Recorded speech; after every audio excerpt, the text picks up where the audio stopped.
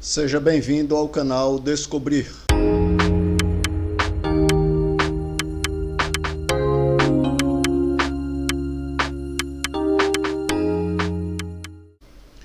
Hoje iremos descobrir sobre o relógio. Eu não sei se você se atentou, mas nós temos duas coisas que comandam a vida da gente diariamente e nós não damos tanta importância. O primeiro é o calendário, que nós abordamos, foi o primeiro tema de nossos vídeos, o calendário aprimorado, isso em 8 de dezembro do ano de 2021. E o segundo é o relógio. O calendário diz que dia nós estamos e o relógio marca a hora e nos diz se estamos atrasados ou estamos em tempo daquele compromisso. O relógio é um aparelho usado para indicar a hora e orientar a vida das pessoas. É considerado uma das invenções humanas mais antigas que existem, atendendo à necessidade de medir intervalos de tempo mais curto do que as unidades naturais, como o dia, o mês e os anos. Ao longo dos milênios, diversos dispositivos foram usados para medir o tempo, que terminaram culminando com o relógio que hoje usamos. Uma das grandes curiosidades desse vídeo é que existe uma ciência para a medição do tempo. Essa ciência é a horologia. Você sabia disso? Antes dos relógios, os principais medidores de tempo foram o relógio do Sol. Acredita-se que foi a primeira forma de noção de marcação do tempo do dia que o ser humano realizou e estava relacionado com a posição da sombra das coisas durante o dia. Lembrando que quem marca a hora não é o Sol, mas a sombra.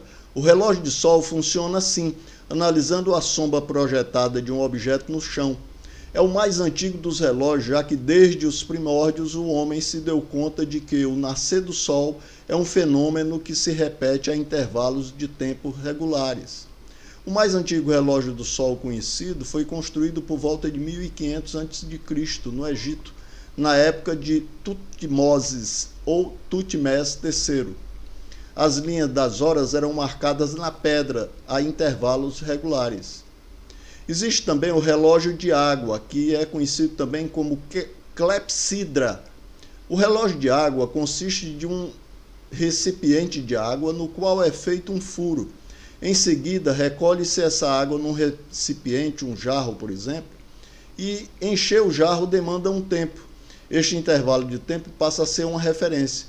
Se algum evento durou até que o jarro esteja pela metade, então a duração desse evento foi a metade do valor de referência, e assim por diante. A clepsidra foi utilizada ao longo da história para medir períodos curtos, tais como a duração de um discurso de defesa na Grécia, na Justiça da Grécia Antiga, a duração dos turnos de guarda das legiões romanas, e também a medição do tempo à noite em condições meteorológicas que não permitiam o uso de relógios do sol.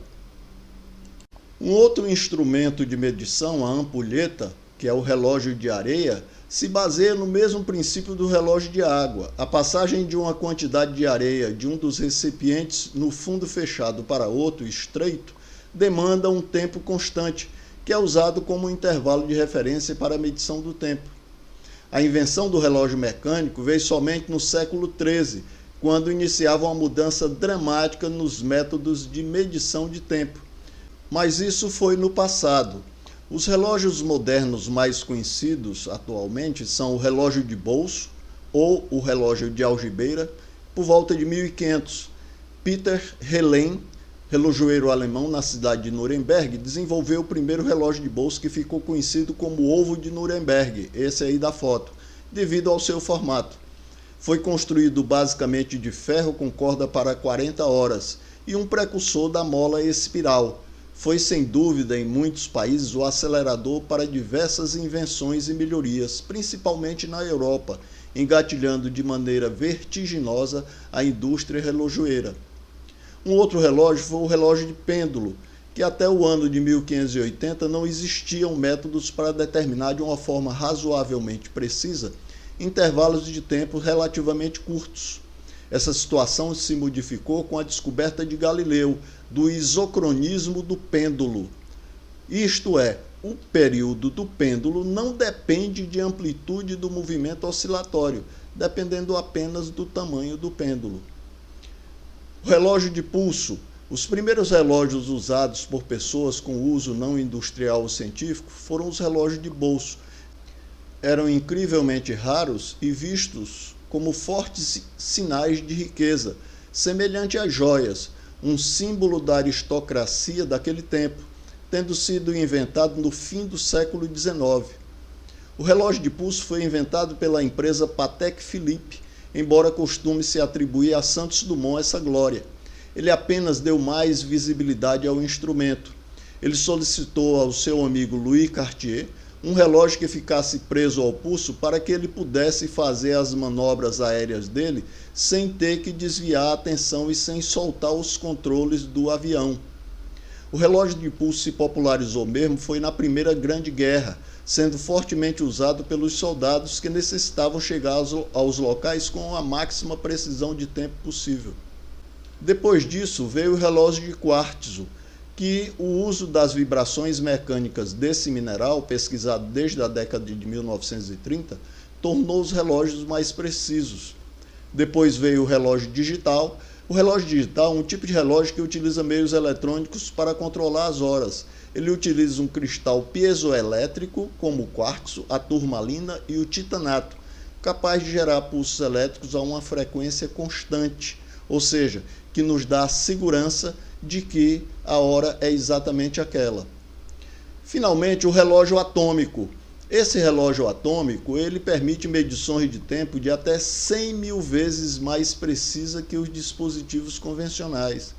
Os elementos mais utilizados nos relógios atômicos são o hidrogênio, o rubídio e principalmente o césio. É considerado o relógio mais preciso construído pelo homem, atrasando apenas 1 segundo a cada 65 mil anos. E atualmente existe em torno de 400 assim no mundo.